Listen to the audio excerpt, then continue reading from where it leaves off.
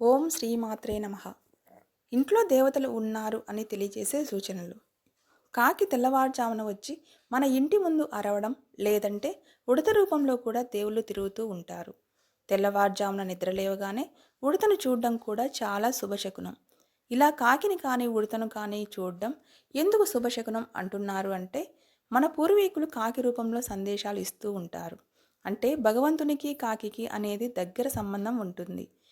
కాకికి ముందుగానే తెలుస్తుంది ఈరోజు వీళ్ళింటికి ఎవరో వస్తున్నారు, దేవతలు వస్తున్నారు అని చెప్పడానికి కూడా కాకి రూపంలో దేవుడు సంకేతాలను పంపిస్తుంటాడు. కాబట్టి ఈ సంకేతం ద్వారా మన ఇంటికి దేవతలు రాబోతున్నారని, చుట్టాలు రాబోతున్నారని, మన ఇంట్లో దేవతలు సంచరిస్తున్నారని అర్థం చేసుకోవాలి. అలాగే మన ఇంట్లో పూజ గదిలో పూజ చేసే సమయంలో కానీ, వంటగదిలో కానీ బల్లులు తిరగడం లాంటివి జరుగుతూ ఉంటాయి. కొందరు ఇంట్లో బల్లి తిరుగుతూ ఉంటే అలర్జీగా ఫీల్ అవుతారు. వాటిని బయటకు తరిమి కొట్టే ప్రయత్నం కూడా చేస్తారు. కానీ బల్లులు ఇంట్లో ఉంటే భయపడాల్సిన అవసరం లేదు. ఈ సంకేతం మన ఇంట్లో దేవతలు తిరుగుతున్నారని, అదృష్టం రాబోతోందని, లక్ష్మీ కటాక్షం ఉంటుందని తెలియజేస్తాయి.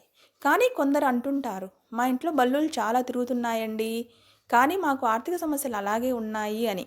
కానీ నిరాశపడవద్దు. రాబోయే రోజుల్లో లక్ష్మీ కటాక్షం సిద్ధించబోతుందని తెలియజేస్తుంది ఈ సంకేతం. అలాగే మన ఇంట్లో దీపారాధనలోని కాంతి, జ్యోతి ఒకేసారిగా బాగా ప్రకాశంగా కనిపించడం, అలాగే గాలి ఏమీ లేకపోయినా ఒత్తి దగ్గర ఉన్న కాంతి అటు ఇటు కదలడం, ఇది అమ్మవారి మన ఇంటికి వచ్చారని, మన పూజను స్వీకరించారని తెలియజేసే సంకేతం.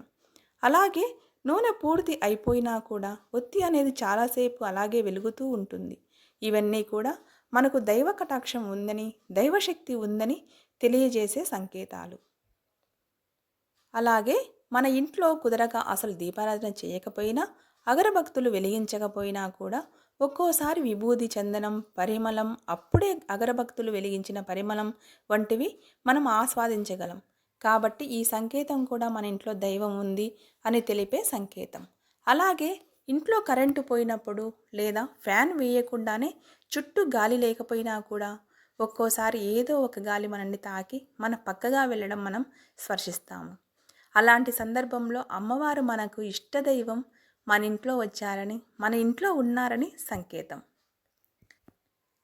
అలాగే మన ఇంట్లో పాలు పొంగుతూ ఉంటాయి. ఇలా పాలు పొంగుతూనే ఇంట్లో ధనాభివృద్ధి కూడా పొంగుతుంది. కాబట్టి ఇలాంటి సంకేతాలన్నీ కూడా మన ఇంట్లో జరుగుతూ ఉంటే మన ఇంట్లో ఎంతో అదృష్టం కలగబోతోందని, మంచి మంచి విషయాలు జరగబోతున్నాయని అర్థం.